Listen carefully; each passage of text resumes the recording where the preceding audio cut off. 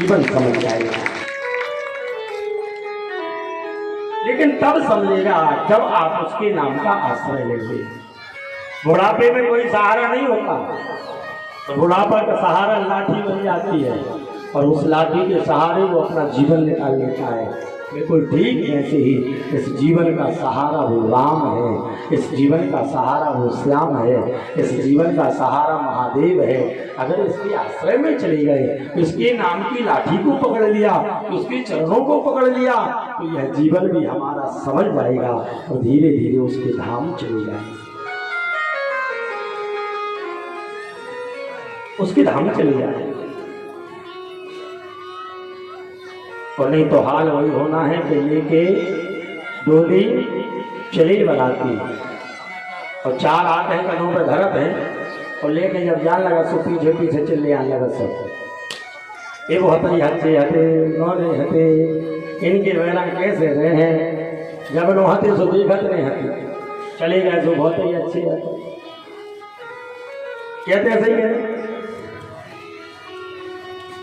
बिल्कुल वैसी विडम्बना है। घरे माता बिल्कुल अकेली हो, कच्छ काम धाम न हो, एक दो नाय माए से और आस पड़ोस में आ जाता और नाय से आगे दो, नाय से आगे दो, चार इकट्ठी होकर बैठ गए और फिर बतिया है, देखो तेरी बात ऐसी है थी ऐसी लगा तुम्हें है। और सुनो एक दिन तुमने गजब ही कर दो कि गई थी सुबह तुमने ने काटा किया हम की बात बिल्कुल अच्छी लगा बात नाय माए की चाहिए तो संगे तुम क्या नहीं चाह। और ऐसी बतिया बतिया जब जान लगा सोते ठाणे होकर धोती को झाड़ लगा यदि अपन कया करने को जैसो हो सो हो जब तो पकड़ो तो बन जा होते सही। जोनो बैठी रहे हैं जोनो को गतई गड्ढा जे के पीछे पर और जाते जाते में पे किया जाते क्या हम कया करने जो जैसो हो सो हो।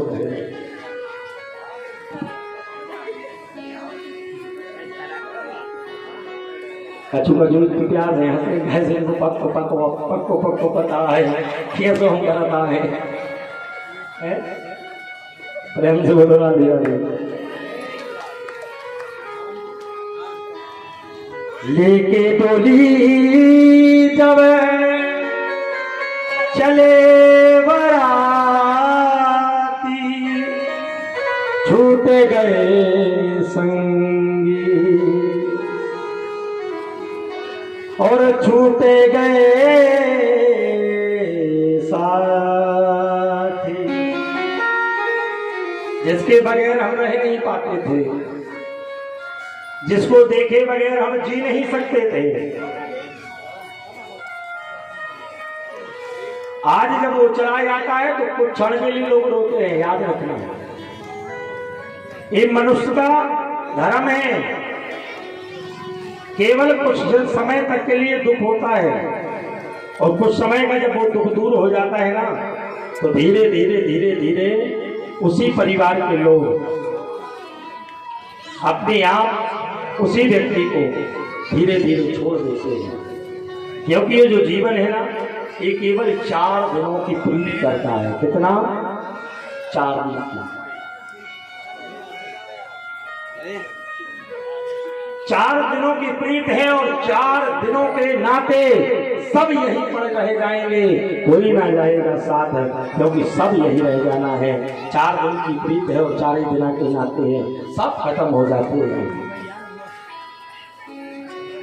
ये की चिंता में तुम फिर रात मरे जा रहे यार उसको करने ऐसो करने हैं, ऐसो और हो जाता, जो और बन जातो ऐसो और हो जातो, जो वाहन हो ले लेती ऐसो और कर लेती। परिवार की चिंता में वो व्यक्ति मरा जा रहा है, बड़ा कमाते कमाते जोड़ते जोड़ते धरते धरते इकट्ठा करते करते एक दिन उसको चला जाना है, यह भी उसको पक्का पता है। लेकिन फिर भी जिसके लिए वो रक्त बहा रहा है, दिन रात एक कर रहा है, अंत में होता क्या उसका? जो इतना कमाने के चक्कर में घूम रहे भगवान को देख ही नहीं रहे, परिवार ही परिवार परिवार ही परिवार परिवार ही परिवार में लगे हैं। एक दिन होगा कुछ नहीं, केवल जिस प्रकार तुमने उस परिवार के लिए रक्त बहाया है ना, जितना तुमने अपने शरीर का पसीना बहाया है, जितना तुमने परिवार के हित के लिए अपना रक्त बहा दिया है, एक दिन केवल वही परिवार के लोग जब तुम चले जाओगे तुम्हारी राख को बटोरेंगे, तुम्हारी हड्डियों को समेटेंगे और ले जाके करके जल में समाहित कर आएंगे। तुम रक्त बहाए हो और वो हड्डियों को जल में बहाएंगे। इसके अलावा परिवार तुमको कुछ नहीं दे पाएगा, इसके बाद कुछ नहीं मिलना है।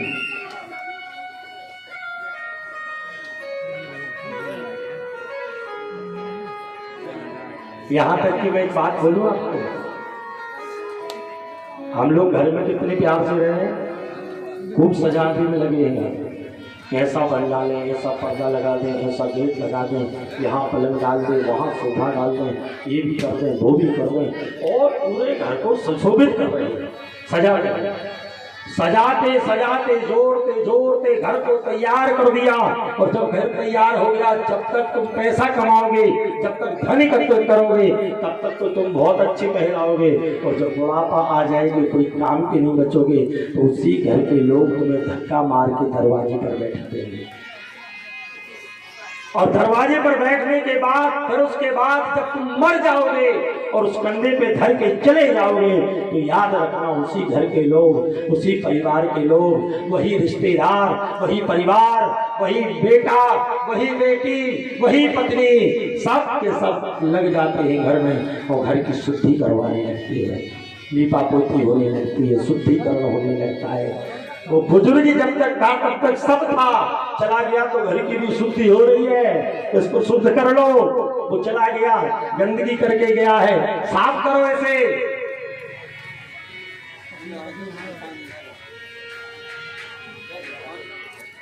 चार दिनों की प्रीत जगत में, चार दिनों के नाते, चार दिनों के नाते बन गए, चार दिनों के नाते, चार दिनों के नाते, चार दिनों की बीते जगत में, चार दिनों की नाते हो, चार दिनों के नाते हो प्यारे, चार दिनों के नाते हो। पलकों के पड़ते ही, पलकों के पड़ते ही, सब नाते मिट जाते, सब नाते मिट जाते। चार दिनों की जगत में, चार दिनों के नाते, चार दिनों के नाते हो, चार दिनों के नाते हो,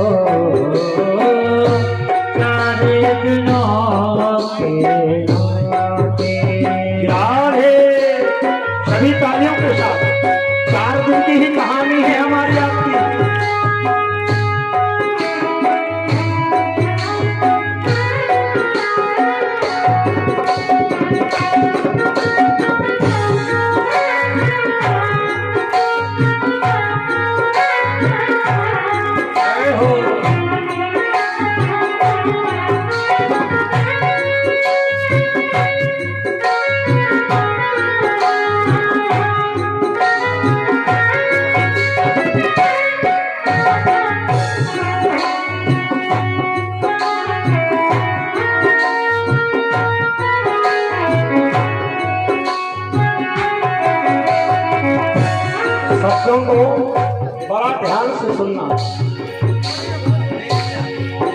ओ जिनकी चिंता में तू जलता, जिनकी चिंता में तू जलता, जिसकी चिंता में तू जलता, जिसकी चिंता में तू जलता, वो ही तुम्हें जलाते हैं।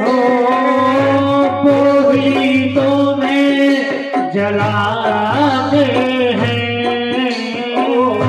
जिन पर रात बहाए जल समय, जिन पर रात बहाए जल समय, जल में वही बहाते हैं।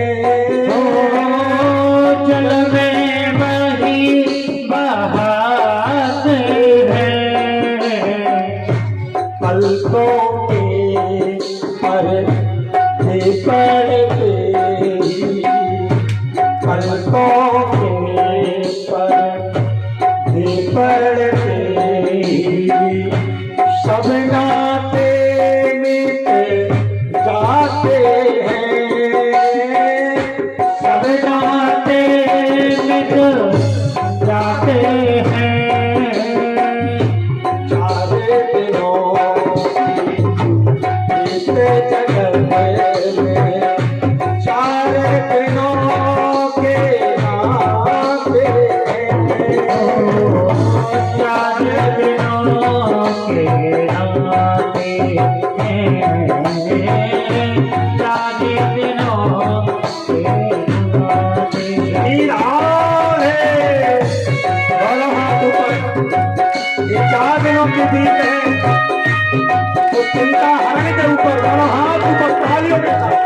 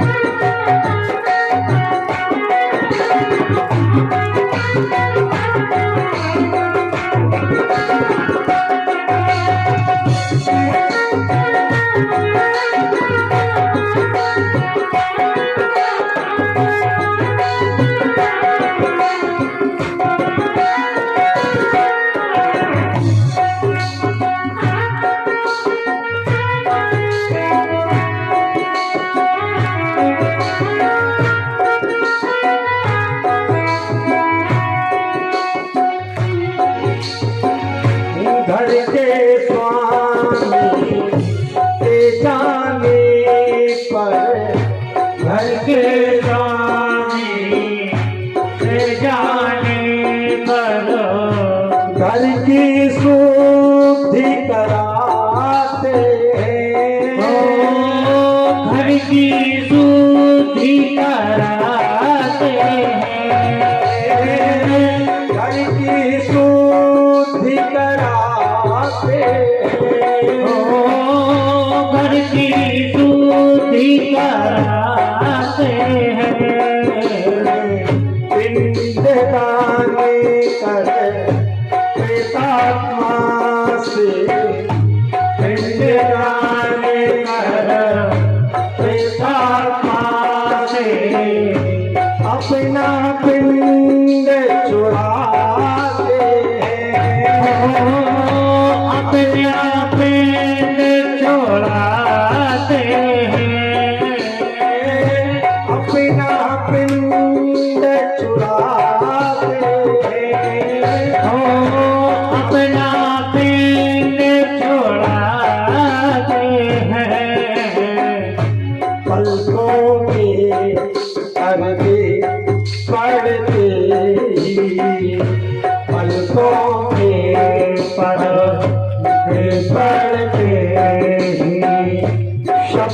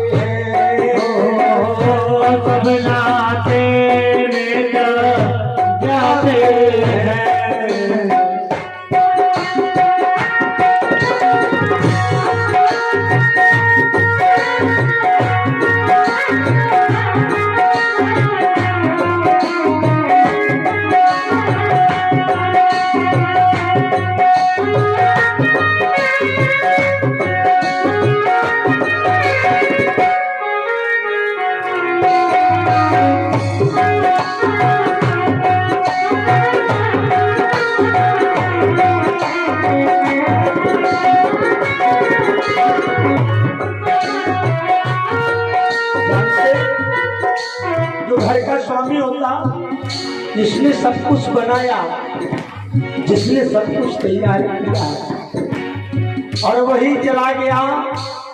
उसी के जाने के बाद घर में गंगा जली छिड़की जा रही है, उससे भी पूरा नहीं पड़ा।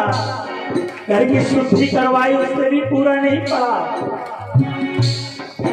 पंडित जी को बुलाया, बुलाकर गोल गोल पिंड बनाए और पिंडा परवा रहे हैं। और केवल यही है उनका कहना, इस प्रेत आत्मा से पिंड पराकर अपना पिंड छुड़ा रहे हैं कि अभी चला गया है तो हमारा सारा पिंड छूट जाए, इसलिए पिंड परवा रहे हैं। और जानते हो, ये जो आंख का पर्दा है ना, जब तक खुला है तब तक ही अच्छा है, और जो आंख का पर्दा जिस दिन पड़ जाएगा ना, आंख का पर्दा जिस दिन गिर जाएगा ना, आंख का पर्दा जिस दिन बंद हो जाएगा ना, उसी दिन सारे रिश्ते नाते खत्म हो जाएंगे। कौन किसका, कहाँ का, कौन कब कैसे, सब भूल जाते लोग। केवल जब तक आंख खुली है तब तक सब तुम्हारे हैं, आंख बंद हो जाने के बाद कोई हमारा नहीं है। इसलिए कहा, घर में भोजन बनाते, माता पिता को दो रोटी खिलाने के लिए कतराते हैं लोग। माता पिता भूखे बैठे हैं, घर में बढ़िया बढ़िया बना बना खा रहे हैं, और माता पिता रोटी के लिए तरस रहे हैं। एक टुकड़ा मिल जाता, समय से तो रोटी मिल जाती, बस केवल उसको खा लेता और अपना जीवन जी लेता। वो वृद्ध केवल अपने उस बहू के मोहताज होता है, वो वृद्ध केवल अपने उस बेटे का मोहताज होता है। मेरे बेटा मुझे रोटी देगा, मेरी बहू मुझे तो रोटी खिलाएगी। वो माँ, वो पिता उस बेटे को, उस बहू को इतना बोझ लगते हैं ना, सोचने लगते कब चले जाएं, बैठे बैठे परेशान कर रहे हैं। सुख से तो रोटी नहीं खाने देते, सुख से हमें कहीं जाने नहीं देते, और कहीं किसी माता का स्वभाव जटिल रहा, किसी माँ का स्वभाव जरा सा तेज रहा, तब बहुएं सोचती हैं तब हो कि ये हमसे कहीं दूर चली जाए, तब हो कि ये हमसे बहुत दूर हो जाए, हमें इसके साथ नहीं रहना, हमें इसको दो रोटी नहीं देना। माता पिता बोझ दिखते हैं लोगों को, माता पिता बाहर दिख रहे हैं, और वही माता पिता जब मर जाते ना, और मर गए, इस संसार सागर को दिखाने के लिए, इस संसार सागर को बढ़ावा बताने के लिए, इस संसार सागर में अपनी प्रशंसा कराने के लिए उनके नाम की तेरवी कर रहा है, हजारों पकवान बनवा रहा है, नाना प्रकार की मिठाई बनवा रहा है, हजारों लोगों को निमंत्रण दे रहा है। हमारे पिताजी की हम तेरवी करे हैं, आपको भोजन में आना है। धिक्कार है उस संतान को जिस संतान ने जीते जी अपनी बाप को, अपनी माँ को दो रोटी ना खिलाई हो। मरने के बाद तुम उसका पकवान बनवा के व्यंजन करवा रहे हो।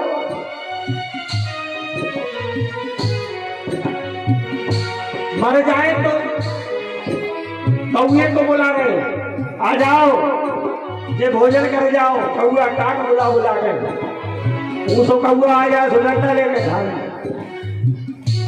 और जैसे ही पेपर पर चलेगा तो कौआ ढूंढने लगा, कुत्तों को ढूंढने लगा, ढूंढते के नहीं। इसलिए कहा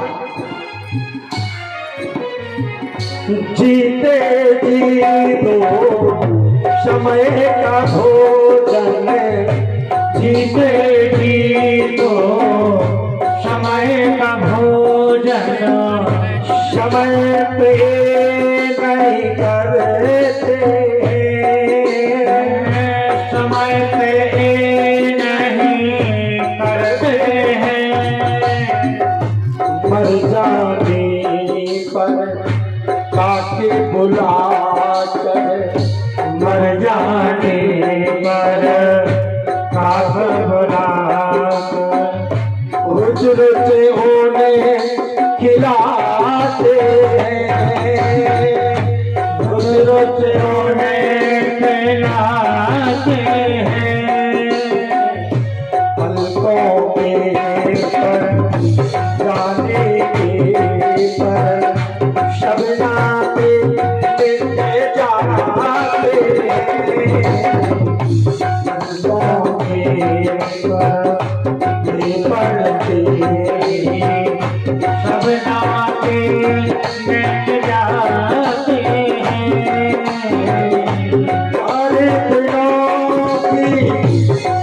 जगत में चार दिनों की प्रीत जगत में, चार दिनों की प्रीत जगत में, चार दिनों की प्रीत जगत में, चार दिनों के नाते चार दिनों के नाते हो, चार दिनों के नाते हैं, चार दिनों के नाते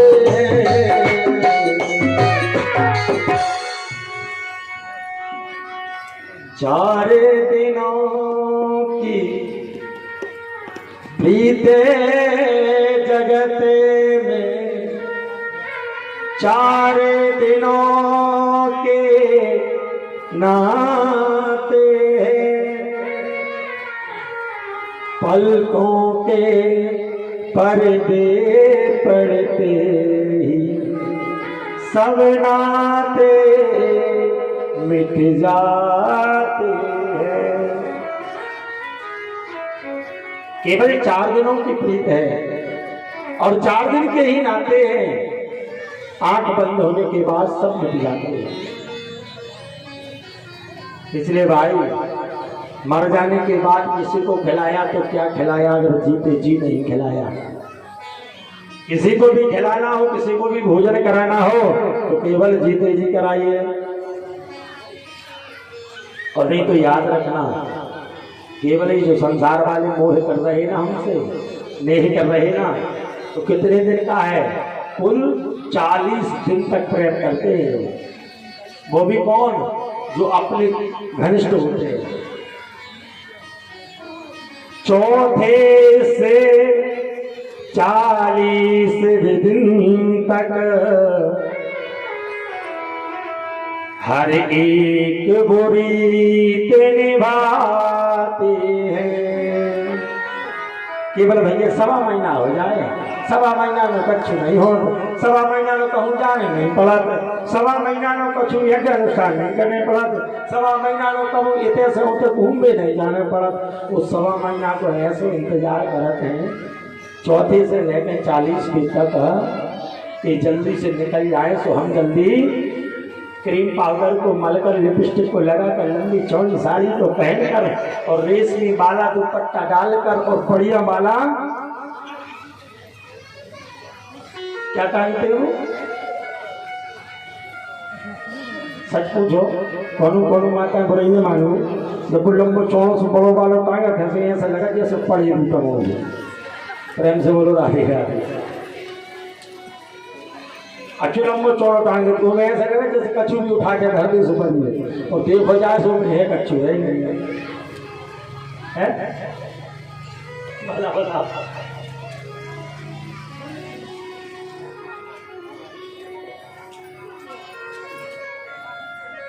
जैसे ही 40वां दिन पूर्ण होता है, सारी रीति निभाते हैं, सारे सब कुछ कार्य करते हैं जितने होते हैं। 13 दिन तक केवल उसकी घर के लोग रोते हैं। तो 13वां दिन जब पूर्ण हो जाता है ना, तो धीरे धीरे घर के लोगों ने भी रोना बंद कर देते हैं। 13 दिन निकलते, 13वीं होती, रिश्ते नातेदार सब घर चले जाते और कहते भैया नियम है 13वीं के बाद रुको नहीं जा रहा। 13 दिन तक प्रीत थी तो रुक गए, लेकिन 13वीं पूर्ण होते ही एक भी मेहमान, एक भी रिश्ते नातेदार घर में रुकता नहीं, केवल घर के लोगों को छोड़ दिया जाता है। और वो 13 के बाद केवल जिसका जाता है ना, वही रोता है। धीरे धीरे सब भूल जाते, परिवार वाले भूल जाते, भाई बहन भूल जाते, पति पत्नियां भूल जाती, परिवार के लोग भूल जाते। केवल जिस पर बीतती है दुख केवल उसी को होता है और किसी को दुख नहीं होता है। प्रकृति का नियम है, संसार का नियम है। उसके बाद सब जानने के बाद भी हम लोग संसार वालों से प्रीति कर रहे हैं, संसार वालों से नहीं कर रहे हैं। मां भगवती ने नाना प्रकार के रूप धारण किए।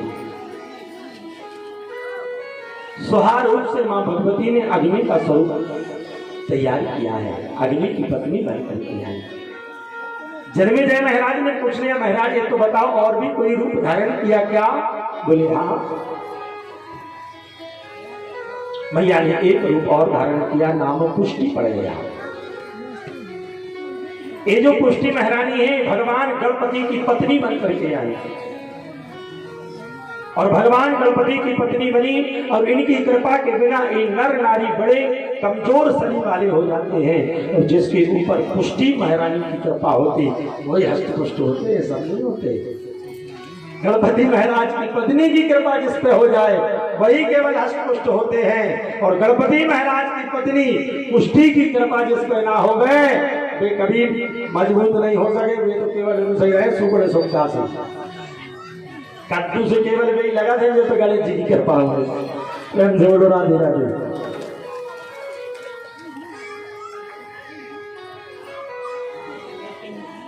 कोनो कोनो बहुत घरियारा होती क्या दूजे जो भी कद्दू भाई होंगे। प्रेम से बोलो राधे राधे।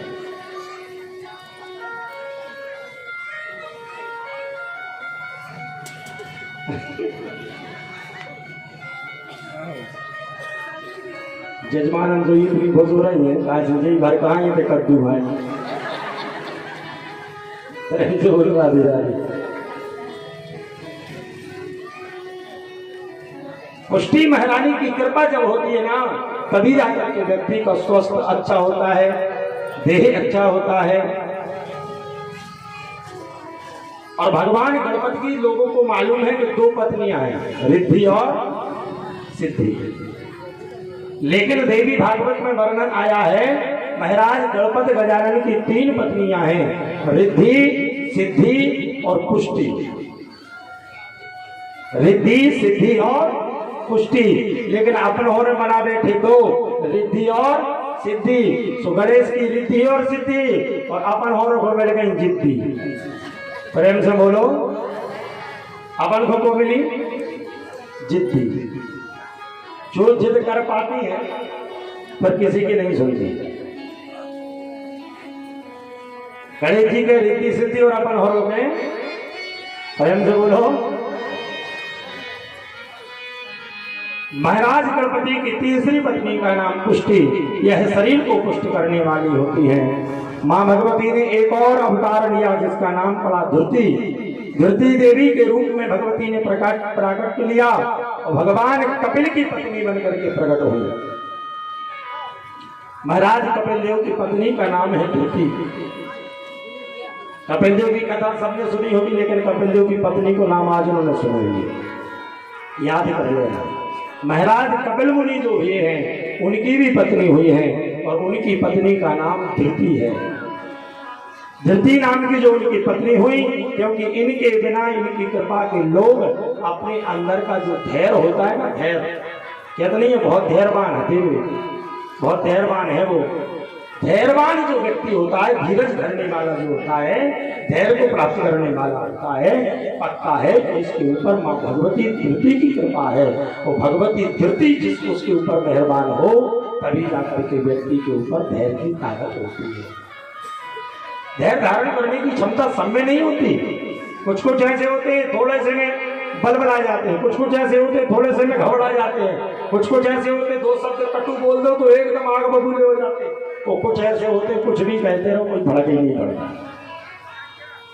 जो ऐसे होते हैं कि जिनको कुछ भी कहो फर्क नहीं पड़ता वो धैर्यवान व्यक्ति होता है। और जो धैर्यवान व्यक्ति होता है उसके ऊपर भगवती धृति की कृपा होती है और जब भगवती धृति की कृपा होती है तभी वो धैर्य धारण कर पाता है।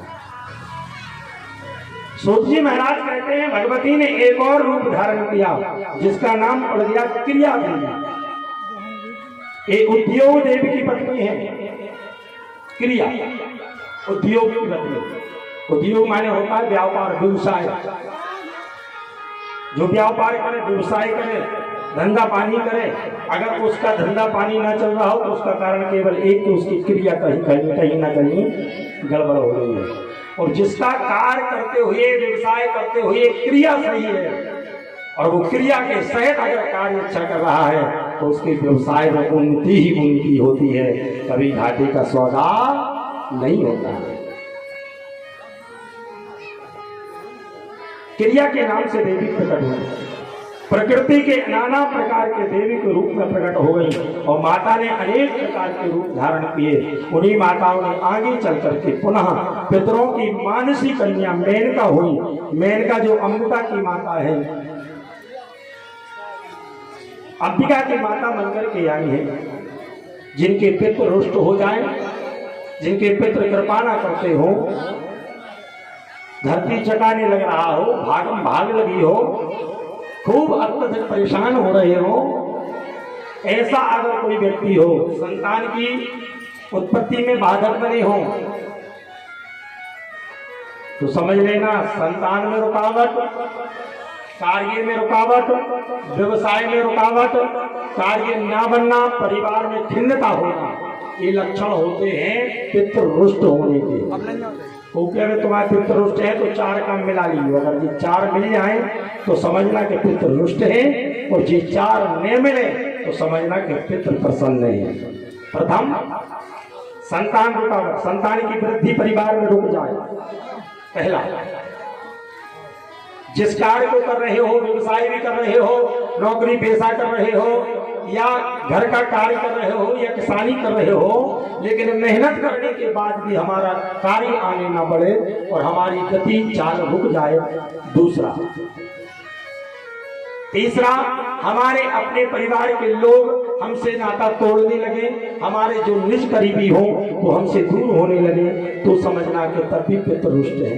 और चौथा, जिसके परिवार के सारे कार्य अधूरे पड़ रह जाए, चाहे वह मकान बना दे तो अधूरा रुक जाए, गाड़ी ले आवे तो किस्त ना छूटे,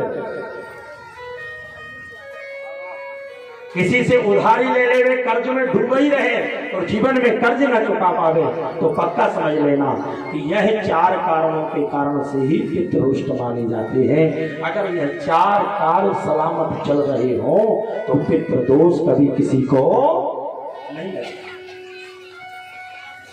किसी को पितृदोष नहीं लगता। प्रेम से बोलो राधे। आज हमारे बाबा महाकाल, हम लोगों ने बाबा महादेव के दर्शन सबने किए। 2 दिन तक बाबा महादेव महाकाल के रूप में विराजमान रहे, और आज जो मात्र शक्तियां हम राजी हैं, जो सौभाग्य का स्वरूप धारण करे हैं, और समस्त माताओं से मेरा निवेदन है कि जब आप लोग यहाँ से जाने लग जाए ना, तब बाबा महादेव के यहाँ जरूर जाना। लेकिन एक बात याद रखना, सौभाग्य स्वरूप जितनी महिलाएं हैं, आज भगवान महादेव ने अर्धनारीश्वर का स्वरूप धारण किया है। आज नवरात्रि की 10वीं तिथि है, जिसे अपन होने दशहरा कहते, गुप्त नवरात्रियों को दशहरा है। 10वीं तिथि के दिन, दशहरा के दिन विजय प्राप्ति होती है, और जो जिस कार्य के लिए जाता है उसी में उसको विजय मिल जाए, उसी कार्य सिद्धि के लिए दशहरा मान्य होता है। तो जितनी सौभाग्यशाली माताएं बहनें बैठी हैं, वो सभी माता यहाँ से जब जाने लग जाए तो महादेव के पास जरूर जाना, और महादेव के पास में चूड़ियां रखी होंगी जो सौभाग्य के प्रतीक होंगे। कोपर में से केवल क्रम से, ये नहीं कि 10-10 उठावे, 5-5 उठावे, ऐसा नहीं करना। केवल एक जोड़ा उठाना, 2-2 चूड़ियां एक हाथ में उठा के लेके जाना। मगभती से भगवान भोले बाबा से, अर्धनारीश्वर भगवान से प्रार्थना करना, प्रभु जिस प्रकार आप दोनों 2 होकर के एक दिख रहे हो, इसी प्रकार हमारा परिवार, हमारा और हमारे पति में ऐसा प्रेम बना रहे, 2 होकर के भी हम दोनों एक रहें, कभी किसी में खिन्नता ना हो, कभी किसी में कोई बिछोड़ ना हो, सदैव हम एक बने रहें, और हमारा जो अटल है, हमारा जो स्वभाव है, ये सदैव अमर बन जाए, ऐसी मंगल कामना करना। और इस दर्शन को कराने का जो श्रेय जा रहा है ना, ये हमारा आपका कुछ भी नहीं है, ये सारा श्रेय हमारे अभिषेक उपाध्याय के लिए प्रदान होता है। मैं चाहूंगा कि तुम मंच पे आकर के अभिषेक उपाध्याय नाम है, नाम जैसा है जिसने सबको रचा। हकीकत में प्रभु की ऐसी कृपा है कि भगवान की कृपा से स्वयं भगवान को इतना प्यारा स्वरूप बना देते हैं कि जो एक बार देख लेता है तो मंत्रमुग्ध हो जाता है। इनके नाम के लिए एक बार सभी तालियों से संबोधित करें।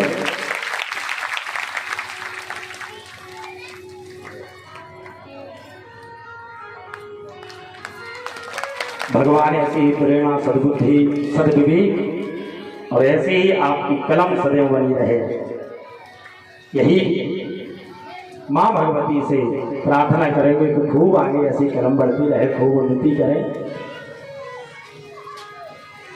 तो मैया के पास सबको जाना है और सुहाग लेके आना है, ठीक है।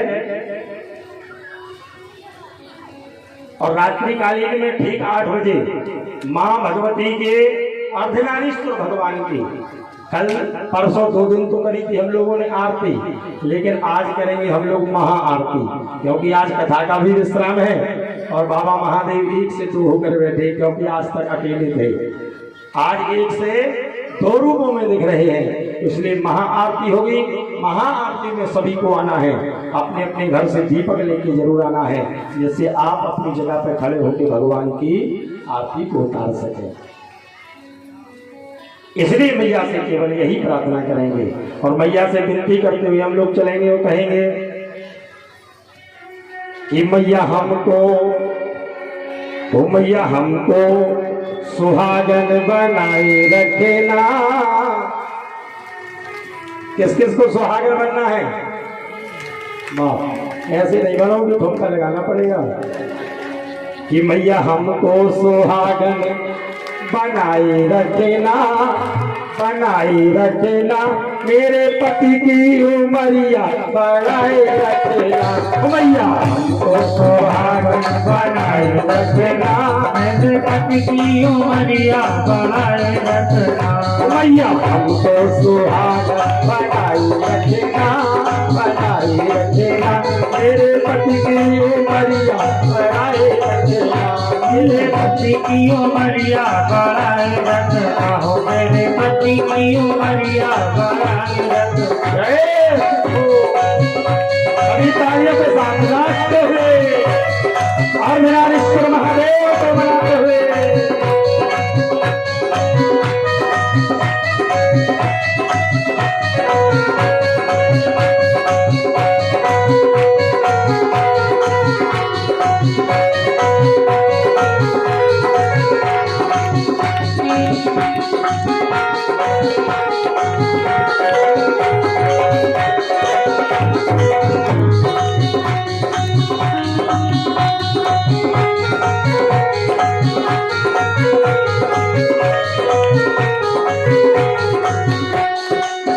यहाँ पर जितनी माताएं बैठी उनमें से 3 माताओं को केवल आशा है कि लंबी हो जाए, केवल कोई माता ही धुमका, बाकी सबको कोई चिंता नहीं।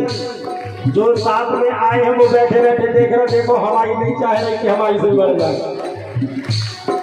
इसलिए अगर सभी को चिंता हो तो अपने स्थान पर खड़े होते और कहें मैया बिंदिया मिली है बड़े भाग्य से, मैया बिंदिया मिली है बड़े भाव से, ओ मैया बिंदिया मिली है बड़े भाग्य से, मैया बिंदिया मिली है बड़े भाव से, ओ मैया सिंदूरा मिला है बड़े भाग्य से, ओ मैया सिंदूरा मिला है बड़े भाग से, ओ मैया सिंदूरा मिला है बड़े भाग्य से, ओ मैया सिंदूरा मिला है बड़े भाव से।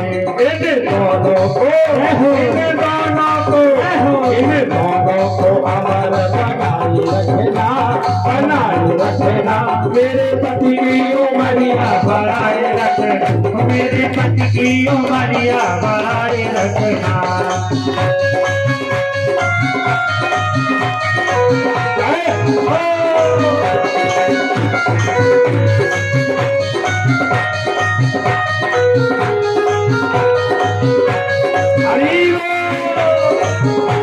अविनाश से तालियों के साथ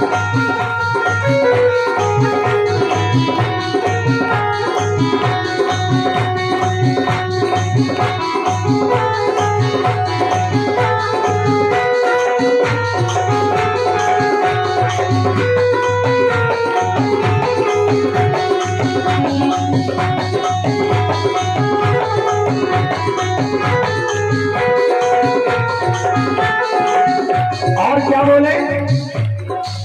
ओ मैया चूड़ी मिली है बड़े भाग्य से, ओ मैया चूड़ी मिली है बड़े भाग से, ओ मैया चूड़ी मिली है बड़े भाग्य से, ओ मैया चूड़ी मिली है बड़े भाग से, ए मैया बिछुआ मिला है बड़े भाग्य से, ओ मैया बिछुआ मिला है बड़े भाग से। इन दोनों को, इन दोनों को, इन दोनों को हमारा बनाए रखना, बनाए रखना, मेरे पति उमरिया बढ़ाए रखना, मेरे पति की उमरिया बढ़ाए रखना, मेरे पति की उमरिया बढ़ाए रखना, मेरे पति की उमरिया बढ़ाए रखना। हरिओ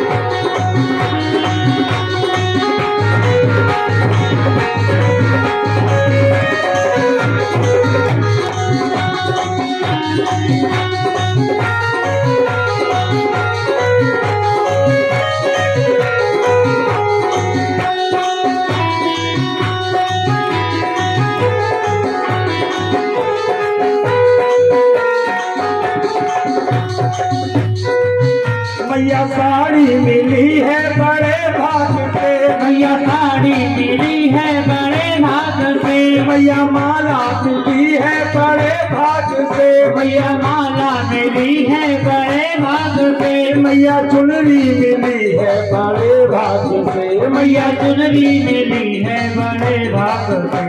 इन दोनों को, इन दोनों को, इन दोनों को अमर बनाए रखना, बनाए रखना, मेरे पति की उमरिया बढ़ाए रखना, मेरे पति की उमरिया बढ़ाए रखना, मेरे पति की उमरिया बढ़ाए रखना, मेरे पति की उमरिया बढ़ाए रखना, मेरे पति की उमरिया बढ़ाए रखना, मेरे पति की उमरिया बढ़ा। बोले शंकर भगवान की जय हो। नचना तो एक बहाना था, पैरों को केवल सीधा कराना था। रंग से बोलो हाँ।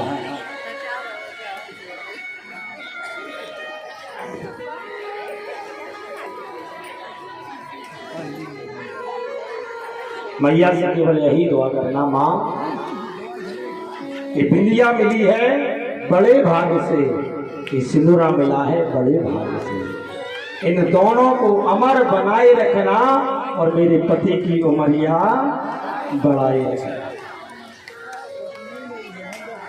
ये चूड़ी मिली है बड़े भाग्य से, ये बिछुआ मिला है बड़े भाग्य से, इन दोनों को अमर बनाए रखना और मेरे पति की उमरिया बढ़ाई। भगवती के पास जाने के बाद कभी भी कोई याचना नहीं करनी चाहिए। दुर्गा के मंदिर में जाने के बाद दुर्गा से कभी कुछ नहीं मांगना चाहिए।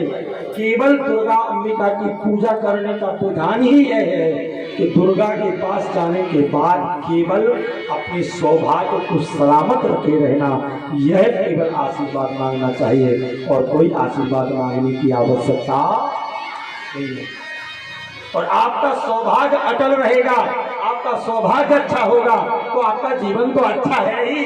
और जिसका सौभाग्य अटल नहीं है, जिसका सौभाग्य अटल नहीं होता ना, उनसे पूछो उनके साथ क्या होता है।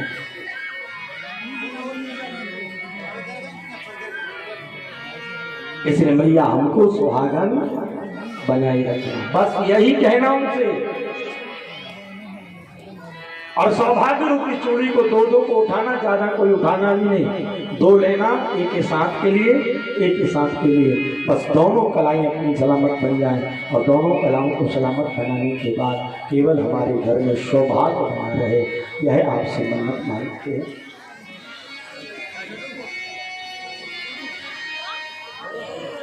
माँ भगवती ने देवी के नाना प्रकार के रूपों का वर्णन किया और देवी के रूप वर्णन कर जाने के तत्पश्चात पुनः यहाँ माता लक्ष्मी के स्वरूप की कृपा करी। माँ लक्ष्मी कहती हैं कि प्रभु आपने भक्तों का लक्षण तो बता दिया, लेकिन ये नहीं बताया कि मैं किस घर में जाकर के वास करूं। मम गुण गावत फूल के शरीरा, गद गद गिरा नयन वहनीरा। आंखों में आश्रुपात आ जाए, मन प्रफुल्लित हो जाए, देव को या देवता को ध्यान करते हुए जब आपका मन एकाग्र हो जाए और मन में एकाग्रता जब आ जाए, तब समझना अब हमारा मन भगवान की भजन में जा रहा है।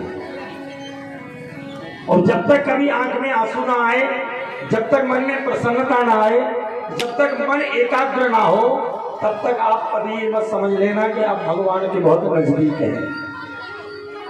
आप पूजा भले कितनी कर लेना, पूजा करते करते कितना ही जब तक कर लेना, लेकिन जब तक आपका मन एकाग्र नहीं होगा। अब पूजा को बैठ गया, घर में लड़ाई हो रही, सुकान वहीं डाला, का पति कहा माई तो नहीं कह रहा कौन कुछ बैठे भगवान की नजर में, भला बताओ ऐसे में फल मिलेगा क्या? भजन जब भी करो तो मन एकाग्र हो जाए, इधर उधर का देखना बंद हो जाए, इधर उधर का सोचना बंद हो जाए। जब सांसारिक लोगों की बात याद न आए, केवल वो परमात्मा याद आए, तब समझना। संतन के लक्षण रघुवीरा, कहु नाथ भव भंजन धीरा। संतन के लक्षण रघुवीरा, कहु नाथ भव भंजन धीरा। श्री राम जय राम जय जय राम, श्री राम जय राम जय जय राम, श्री राम जय राम जय जय राम, श्री राम जय राम जय जय राम।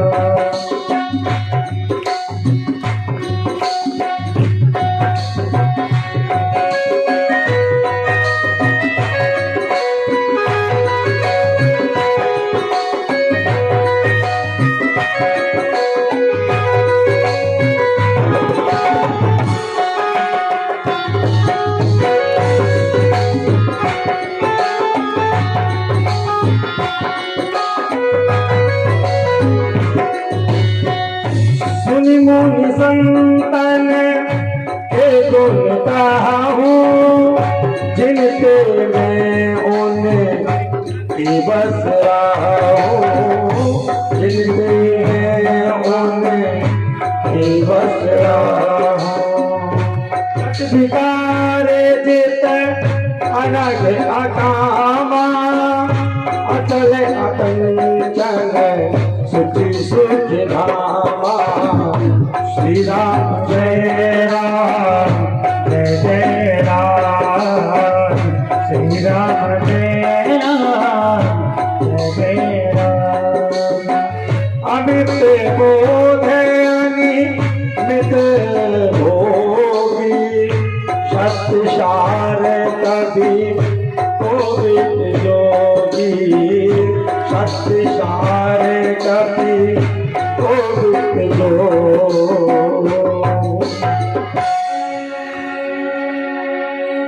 भगवान की कथा भगवान के मन में केवल संतन के लक्षण रघुवीरा, और कहु नाथ भव भजन वीरा। जब आपका मन रघुवीर के चरणों में जाए, जब आपका मन गोविंद के चरणों में लग जाए, जब आपके मन में यह विचार आ जाए कि अब मुझे संसार से कोई लोभ मोह नहीं है, अब मुझे संसार से कोई लोभ प्रलोभन नहीं है, अब तो केवल भगवान से ही नाता है। और यह ध्येय जब बन जाए आपका, तब समझ लेना कि अब प्रभु की कृपा होने लगी है। हम तो अपने आप को धन्य मानते हैं कि बाबा महादेव ने अपने चरण कमलों में इस मन की रति लगा दी, और रति ऐसी लगी कि हम तो लगे सो लगे, साथ में और भैया लगे, और सबने मिलकर के जहां कुछ नहीं था, जो जिससे बड़े बड़े रजवाड़े चले गए, जिससे कुछ नहीं करवाया उसने, आज वह काम हमसे करवा रहा है, हम लोगों से करवा रहा है। ये तो उसकी बड़ी महानता है, बड़ी कृपा है। हमारे भाई साहब वकील चौबे जी ने जो 2 वर्ष से यह चबूतरा झरझर था, जहां बटकेश्वर धाम बैठ गया, और ना जाने कितने सालों से बना था, ना जाने कितने सालों से यह ऐसा ही बिखरा पड़ा था। लेकिन देखो, भगवान की जब कृपा होती है तो किसी न किसी को प्रेरणा शिल्प बना देता है। नामात की प्रेरणा मन में जगा दी, और एक बार कहना हुआ है कि अपन को इसको बनाना है, बस ठला ली मन में, और जब तक यह बन के तैयार नहीं हो गया तब तक यहाँ से गए नहीं। और पूरा बटकेश्वर धाम का मंदिर बन करके वो मठ चबूतरा तैयार हो गया। कमी रह गई थी उसमें, सुंदरता चमचमा नहीं रही थी। सो गोविंदा हुआ गया। गोविंदा ने कहा कि अगर तुमने इतना कर दिया तो हमें उसमें रेलिंग हमारी तरफ से, तो रेलिंग लगा के तैयार कर दिया। तो ये किसकी कृपा है? केवल उस महादेव की कृपा है, क्योंकि वो जिससे जो कराना चाहता है वही यहाँ वो कर पाता है। और किसी से कुछ कराने की अपेक्षा अगर रखोगे तो कुछ पूरा होने वाला। यह कथा भी हो रही, तो इसमें भी केवल आप सब लोगों का वो 1-1 रुपए का जो दान है वो यह कार्य करा रहा है, और उसी से यह कार्य हो रहा है। अब अग्रिम एक प्रेरणा जग चुकी है मन में। नगर परिषद जब अपना कार्य करेगी तब करेगी, लेकिन एक जटिल मुकाम की ओर पुनः इस भागवत की भागीरथी से आगे बढ़ने वाले हैं, और पुनः महादेवी की छाया को बनाने वाले हैं। आने वाली जब कथा का वसंत पंचमी का समय आएगा, उस समय बाबा महादेव अपने मंदिर में बैठ चुके होंगे, और बाबा मंदिर का भी निर्माण प्रारंभ किया जाएगा। जिन लोगों को भी बाबा महादेव के मंदिर के निर्माण में आहुति देनी हो, बाबा महादेव के मंदिर में जिसको भी जो योगदान देना हो, वो आकर के बाबा महादेव के पास दे के जाना, किसी और के हाथ में नहीं देना। और देना वो भी कब देना? जब काम लग जाए तब देना, और काम ना लगे तो मत देना। आ भी गया कहीं और चला गया तो इसका क्या भरोसा? इसलिए बाबा महादेव के यहाँ पुनः भगवान महादेव की कृपा बनी रही, तो बढ़िया नौका वाला नाव, और नौका की तरह नाव के आकार में मंदिर बनाया जाएगा, जिससे नदी कितनी तीव्र चलती रहे, कितनी तेज बहाव आता रहे, जब नाव बन जाएगी तो पानी दोनों तरफ से कट जाएगा, और महादेव बाबा आनंद के साथ मंदिर में विराजमान होंगे। इस कथा का उद्देश्य केवल वो नहीं है कि केवल पैसा एकत्रित करना। इस कथा का उद्देश्य अगर कुछ है तो केवल बाबा महादेव का निर्माण होना, और दूसरा कोई उद्देश्य नहीं है, कोई उद्देश्य नहीं।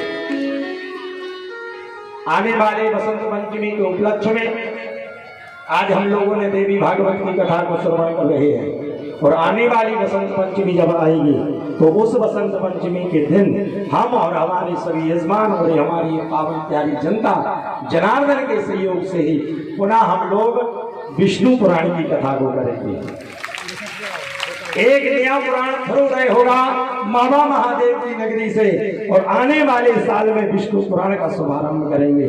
बोल महादेव बाबा की जय हो। सभी यजमानगण जो भी इस कथा में राजी है, श्री वकील चौबे जी, श्री राजकुमार मिश्रा जी, श्री सरदार सिंह जी, श्री पप्पू प्रजापति जी, श्री गोविंद पटेल जी, श्री छोटेलाल पटेल जी, श्री भवानी पटेल जी, श्री नंदलाल प्रजापति जी एवं समस्त भक्तगण आज पुनः बाबा महादेव की इस पूर्ण कथा की ओर आज फिर से उस विष्णु पुराण के लिए आज से ही पुनः संकल्प प्रदान कर रहे हैं। भगवान की इच्छाओं को पूर्ण करें और सारे कार्यों को सिद्ध करें। बोल शंकर भगवान की जय हो। और आप सब जनों को आज ही से न्यों तो कहा पहले तक को आप सबका बहुत बहुत आभार है। यही दोनों हाथ जोड़ करके समस्त यजमान आप सबसे आभार प्रकट करते हैं, उसे आप सब स्वीकार करें। श्री कृष्ण गोविंद हरे मुरारी, हे नाथ नारायण वासुदेवा। श्री कृष्ण गोविंद हरे मुरारी, हे नाथ नारायण वासुदेवा। हे नाथ नारायण वासुदेवा, हे नाथ नारायण वासुदेवा, हे नाथ नारायण वासुदेवा, हे नाथ नारायण वासुदेवा, हे नाथ नारायण वासुदेवा, हे नाथ नारायण वासुदेवा, हे नाथ नारायण वासुदेवा।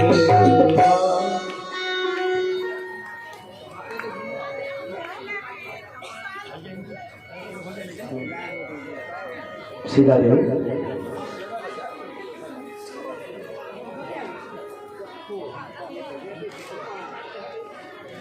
प्रेम से बोलो राधे राधे।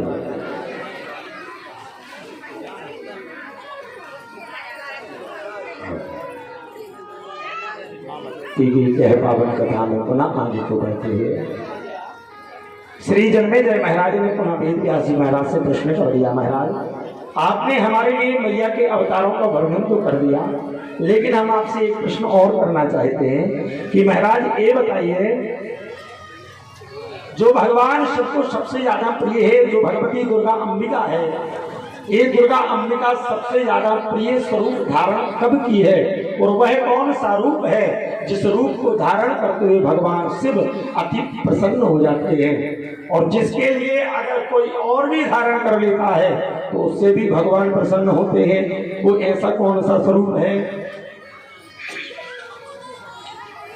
तब वर्णन करते हुए श्री वेद व्यास जी महाराज ने कहा, हम आपको एक कथा का श्रवण कराते हैं। भगवान शिव को अगर प्रसन्न करना है, साक्षात जगदम्बिका को उनके साथ में प्रसन्न करना है, तो आपको रुद्राक्ष धारण करना पड़ेगा। दुर्गा जो है वो भगवती रुद्राक्ष के रूप में प्रकट हुई है, और रुद्राक्ष के रूप में प्रकट हो जाने के बाद मां भगवती ने एक नहीं दो नहीं पूरे के पूरे 12 रूप धारण किए हैं, और 12 मुख रुद्राक्ष तक की महिमा का वर्णन इसमें दिया है। रुद्राक्ष 14 मुखी तक का होता है, लेकिन एक एक मुख का रूप का वर्णन दिया है इसमें, जो भगवान शिव के स्वरूप में वर्णन हुआ है। एक मुखी रुद्राक्ष को साक्षात भगवान शिव का स्वरूप माना गया।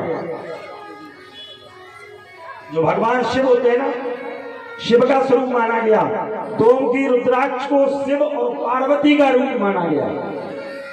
एक मुखी रुद्राक्ष शिव का रूप, दो मुखी रुद्राक्ष शिव और पार्वती का रूप। तीन मुखी रुद्राक्ष में ग्राह्यपत्र, आग्नि है और दक्षिणाग्नि, यह तीनों अग्नियों का दर्शन भी उसी में होता है। तीन प्रकार की अग्नि, ग्रहपत्र, आवाहिनी और दक्षिणाग्नि, यह तीन अग्नियों का वर्णन। ये तीनों की तीनों अग्नियां तीन मुखी रुद्राक्ष के अंदर प्रभावित होती है। चतुर्थ मुखी रुद्राक्ष में सृष्टिकर्ता ब्रह्मदेव का स्वरूप माना गया है। यह जो पाप कर्मों का समन करने वाला होता है, जो 4 मुखी रुद्राक्ष गले में धारण करता है, अगर वो व्यक्ति ने पाप किए हैं और गलती से पाप हो भी जाता है, और अगर चतुर्मुखी रुद्राक्ष उसके गले में पड़ा है तो वो उसके पाप को दूर कर देता है। ऐसा मैं अपने मन से बना के नहीं कह रहा हूं, जो देवी भागवत में लिखा है केवल वही आपको बता रहा हूं। 5 मुखी रुद्राक्ष का वर्णन आया कि 5 मुखी रुद्राक्ष को कालाग्नि नामक रुद्र का स्वरूप दिया गया है। कालाग्नि नामक रुद्र। 6 मुखी रुद्राक्ष सदानंद कार्तिकेय जी का रूप है, जो भगवान शिव के पुत्र हैं कार्तिकेय। उनके कितने मुख हैं? 6। इसलिए 6 मुखी रुद्राक्ष कार्तिक का स्वरूप माना गया। और इस छठमुखी रुद्राक्ष को लोग जो धारण करें वो गलती से भी कभी भी गले में धारण न करें। 6 मुखी रुद्राक्ष गले में नहीं देना जाता। 6 मुखी रुद्राक्ष को अपने दाहिने हाथ की भुजा पर बांधा जाता है। और जो 6 मुखी रुद्राक्ष अपने दाहिने हाथ की भुजा पर बांधता है उसके शरीर में कभी भी बल की कमी नहीं रहती है, हमेशा वो बलपूर्वक रहता है, बलशाली होता है, शारीरिक बल बढ़ाता है। जिनका शरीर कमजोर हो, जिनके शरीर में बिल्कुल भी बल ना हो, निर्बल हो, अगर ऐसा कोई व्यक्ति हो तो वो अपने दाहिने हाथ पर 6 मुख का रुद्राक्ष धारण करे। 7 मुखी रुद्राक्ष यह अनंग नाम वाले के नाम से कामदेव का स्वरूप है। जिन व्यक्तियों के हृदय में अत्यधिक वैराग्य जागता हो, बार बार घर छोड़कर भागने की बात करते हो, बार बार वैराग्य लेने की बात करते हो, अब हमें कोई मतलब संसार सागर से नहीं है, पति पत्नी के प्रति प्रेम ना करता हो, अगर ऐसा कोई परिवार है तो वो व्यक्ति अगर 7 मुखी रुद्राक्ष को पहनता है तो उसके ऊपर भगवान की कृपा होती है और परिवार में प्रेम बढ़ता है। अष्टमुखी जो रुद्राक्ष है यह अधिष्ठात्री रूप है, जो स्वयं गणपति जी महाराज का स्वरूप माना गया है। अष्टमुखी रुद्राक्ष जो समस्त शुभों को प्रदान करने वाला होता है। जितने प्रकार के आपके घर में शुभ होए, आपके जीवन में शुभ कामनाएं चाहते हो तो 8 मुखी रुद्राक्ष को धारण करें। 9 मुखी रुद्राक्ष में साक्षात भैरव का स्वरूप है। इसे भाई भुजा पर धारण करना चाहिए, अपने बाएं हाथ में, मेरे हाथ को बांधना है 9 मुखी रुद्राक्ष। 6 मुखी रुद्राक्ष दाहिने हाथ पर, 9 मुखी रुद्राक्ष बाएं हाथ पर। इसको धारण करने मात्र से जीवन में जो हमारा शत्रु होता है, जो हम पर भारी पड़ रहा हो, तो शत्रुओं पर विजय प्राप्त कराने के लिए यह 9 मुखी रुद्राक्ष काम करता है। 10 मुखी रुद्राक्ष जो होता है वो साक्षात जनार्दन भगवान का स्वरूप है, जो संपूर्ण प्रकार की व्याधियों को दूर करने वाला होता है। व्याधियां माने जानते हो, बीमारियां। ये बहुत ज्यादा बीमारियों में घेरो हो, ज्यादा बीमारियों से ग्रसित हो, बार बार परेशानी आ रही हो, एक बीमारी आती दूसरी फिर आ जाती, एक जाती फिर आ जाती, ऐसी स्थिति अगर बन जाए तो 10 मुखी रुद्राक्ष ढूंढ करके पहन लेना, आपकी बीमारियां भगवान शिव की कृपा से धीरे धीरे सब दूर हो जाएंगी, इसमें कोई संशय नहीं है। 11 मुखी रुद्राक्ष साक्षात रुद्र का स्वरूप है, क्योंकि भगवान शिव ने एकादश रुद्र अवतार लिया है, शिव का रुद्र अवतार भी हुआ है, वह 11वां स्वरूप है। जो रुद्र का ये एकादश मुख वाला रुद्राक्ष धारण करता है वो मनुष्य को शिखा धारण कराता है। इसके पहनने से दरिद्रता में संपन्नता की प्राप्ति हो जाती है। जिनकी दरिद्रता ज्यादा हो, घर में वैभव ना हो, धन ना हो, अति गरीबी हो, ऐसे व्यक्ति के लिए 11 मुख का रुद्राक्ष धारण करना चाहिए। 12 मुख वाले रुद्राक्ष को आदित्य भगवान का स्वरूप कहा गया। आदित्य माने होता है सूर्य, यह आदित्य का स्वरूप है 12 मुख। एवं इसको जो मनुष्य धारण कर लेता है 12 मुख वाले रुद्राक्ष में, उसको अश्वमेध यज्ञ करने बराबर फल मिलता है। अगर उसे धारण करके वो घर में बैठकर रोज हवन करे तो अश्वमेध यज्ञ के बराबर फल की प्राप्ति होती है उसे। 13 मुख वाला जो रुद्राक्ष होता है उसे जो व्यक्ति साधक धारण कर लेता है उसके संपूर्ण मनोरथ पूर्ण हो जाते हैं। जो भी इच्छा मन में रखे हो वो इच्छा पूर्ण हो जाती है और समस्त सिद्धियों को प्रदान करने वाला होता है। 14 मुख वाले रुद्राक्ष को जो धारण करते हैं वो भगवान शिव के नेत्रों से प्रकट होता है। 14 मुख वाला रुद्राक्ष भगवान शिव के नेत्रों से प्रकट है। जो उसे धारण करता है तो जिनके नेत्रों की तेज अग्नि कम हो जाए, जिनको आंखों से कम दिखाने लगे, जिनकी रोशनी बिल्कुल धीरे धीरे क्षीण हो जाए, राधे राधे पधारे, ऐसे व्यक्ति को 14 मुख वाले रुद्राक्ष को धारण करना चाहिए। और जो लोग इसको धारण कर लेते हैं तो रुद्राक्ष को धारण करने मात्र से भगवान शिव अति प्रसन्न होते हैं, क्योंकि वो रुद्राक्ष में मां भगवती दुर्गा का स्वरूप देखते हैं, इसलिए अत्यधिक प्रसन्नता होती है। ऐसे है रुद्राक्षों का वर्णन किया गया।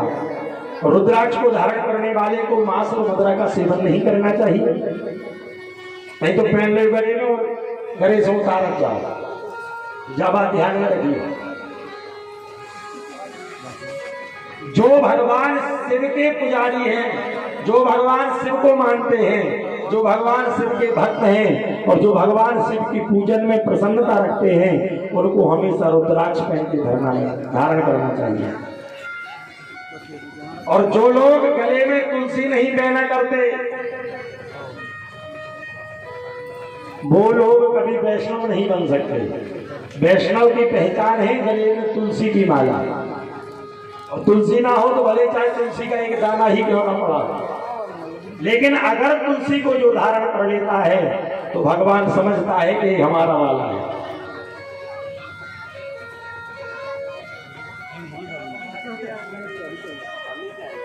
कंपनियों के प्रचार देंगे, उनको एक अलग से सील लग जाए, उसको पहचान पता चल जाए जेल की आए। वैसे ही माला से पहचान होती है कि ये कौन वाले हैं। इसलिए गले में तुलसी हो तो भगवान विष्णु का पूजक है, गले में रुद्राक्ष हो तो भगवान शिव का साधक है, क्योंकि भगवान शिव से बढ़कर संसार में दूसरा कोई देवता दयालु नहीं है। और भगवान शिव को औगरदानी कहा गया है। भगवान शिव जो है वो औगरदानी है, सब कुछ देने वाले हैं, और जिसको जो चाहिए वो भगवान शिव से मिलता है। जिसने अपने जीवन में किसी को गुरु ना बनाना हो, जो अपने जीवन में किसी को गुरु ना बनाना चाहता हो, तो केवल वो एक को ही गुरु बना ले, वो भगवान शिव है। भगवान शिव के पास जाना, गुरु पूर्णिमा वाले दिन भगवान शिव का पूजन करना, यज्ञोपवीत धारण कराना, हाथ में जनेऊ सुपारी नारियल लेना और भगवान शिव के पास जाकर भगवान शिव से कहना, प्रभु हमने आज से आपको गुरु बना लिया है, हमारी ये भेंट स्वीकार कर लो और हमारे ऊपर सदैव के लिए कृपा बनाए रखना। लेकिन जब बना लो तो चाहे अच्छा करो चाहे बुरा करो, चाहे घर में अच्छा हो चाहे बुरा हो, लेकिन सबकी सूचना निमंत्रण के रूप में अपने गुरु को जरूर देना। और कहीं गलती से गुरु बनाने के बाद भगवान शिव को भूल गए तो फिर उल्टा भोगना भी पड़ता है, भोगना भी पड़ता है। इसलिए भगवान शिव को गुरु बनाए, और भगवान शिव को गुरु बनाने के बाद भगवान शिव के नाम से धारणा करें। शिव की पूजन को करने के लिए अकौआ का पुष्प, समी का पत्र, बेलपत्र, एक लोटा जल, जो कोई देवता जिसे स्वीकार ना करे वो भगवान शिव को दे देना, तो भगवान शिव उससे प्रसन्न हो जाता है। और जिसको भगवती को प्रसन्न करना है, दुर्गा को प्रसन्न करना है, तो केवल मां भगवती दुर्गा अंबिका के लिए केवल एक जासौन के फूल को लेकर मां के चरणों में समर्पित कर देना। जिन कन्याओं के विवाहों में रुकावट होती हो, मां दुर्गा अंबिका की अष्टमी की, सप्तमी तिथि के दिन या छठवीं तिथि के दिन कात्यायनी माता का पूजन करते हुए 9 जासौन के फूलों की माला बना के मां दुर्गा को चढ़ाकर केवल कात्यायनी महामाई महायोगिन्यधीश्वरी नंद गोप सुतम देवम पतिन्मे कृते नमः, अगर इस मंत्र का जाप करके मां भगवती को एक लाल जासौन के फूल की माला पहना दी जाए तो समझ लेना मां भगवती की कृपा से 6 महीने के अंदर अंदर उस कन्या का विवाह संपन्न हो जाएगा। इसमें कोई दोहराव नहीं होगा। और हमने आपको पहले भी बताया था कि मां भगवती की, दुर्गा अंबिका की पूजन के लिए 9 फल, 9 प्रकार के फूल, 9 प्रकार की मिठाई, 9 प्रकार के वस्त्र मां के लिए स्वीकार होते हैं। अलग अलग रूपों के हमने आपको प्रधान पहले कर चुके हैं। कौन से दिन कौन सा रंग पहनना है, कौन से दिन कौन सा फल माँ को देना है, कौन से दिन कौन सी माँ का भोग लगाना है, कन्या का पूजन करना है तो कैसा वस्त्र दान करना है, ये सारा विधान मैंने आपको पहले बताया। तो 9 देवी के 9 विधानों का वर्णन पूजन में आया। और अंततोगत्वा श्रीमद् देवी भागवत में विश्रामता की ओर जाते हुए यह 12 स्कंदों की बनी हुई श्रीमद् देवी भागवत 318 अध्याय जिसके अंदर परिणीत है, उसी भगवत की भागीरथी में आज हम लोगों ने जो गोता लगाया। अंततोगत्वा जो श्रीमद् देवी भागवत की कथा को श्रवण कर लेता है उसके जीवन में किए हुए संपूर्ण पाप संपूर्ण ताप दूर हो जाते हैं। और सच्चिदानंद रूपाया गायत्री प्रतिपादितम नमामि ह्रीं मयीं देवी धियो यो नः प्रचोदयात्। माँ भगवती की प्रार्थना करें, उनकी उपासना करें और माँ भगवती की उपासना करते हुए प्रार्थना करते हुए माँ को मनाते हुए केवल एक ही बात माँ से कहें। इस भागवत की भागीरथी में बाबा महादेव की चरणारविंदों में जो भी इस दास से प्रथम बार यह श्रीमद् देवी भागवत की कथा कहने का सौभाग्य मिला, जैसा भी टूटा भूटा जो बन पड़ा वो मैंने आप सब लोगों को सुनाया। जो अच्छा लगा हो तो अपने घर ले जाना और अपने जीवन में उतार लेना, जो बिल्कुल बुरा लग गया हो सब यहीं छोड़ देना। प्रेम से बोलो राधे। आइए अंततोगत्वा बाबा महादेव को यह आज का पुष्प प्रदान करते हैं और पुनः वाणी को विश्राम करते हुए सभी लोग हाथ जोड़कर हमारे साथ बोले सच्चिदानंद रूपा तुम, सच्चिदानंद रूपा तुम, गायत्री प्रतिपादितम, गायत्री प्रतिपादितम, नमामि ह्रीं मयी देवी, नमामि ह्रीं देवी, धियो यो नः प्रचोदयात्, धियो यो नः प्रचोदयात्। माँ भगवती की यह पावन कथा सभी को प्रणाम करते हैं, माँ को प्रणाम करते हैं और माँ से कहें माँ की कथा सुनाने वाले, देवी कथा सुनाने वाले, तुमको लाखों प्रणाम, तुमको लाखों प्रणाम, तुमको लाखों प्रणाम, तुमको लाखों प्रणाम। माँ की कथा सुनाने वाले, माँ की कथा सुनाने वाले, देवी कथा सुनाने वाले, देवी कथा सुनाने वाले, तुमको लाखों प्रणाम, तुमको लाखों प्रणाम, तुमको लाखों प्रणाम, तुमको लाखों प्रणाम।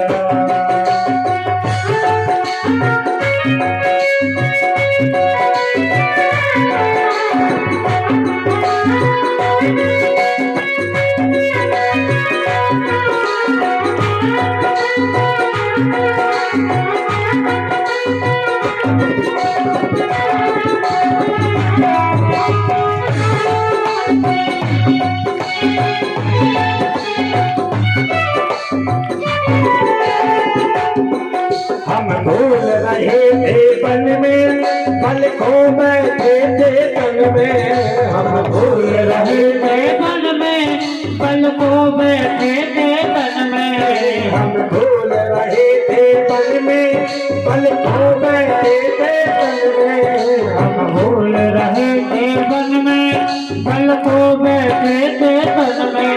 प्रभु राह बताने वाले, प्रभु राह बताने वाले, प्रभु राज बताने वाले, प्रभु राज बताने वाले, तुमको लाखों प्रणाम, तुमको लाखों प्रणाम, तुमको लाखों प्रणाम, तुमको लाखों प्रणाम।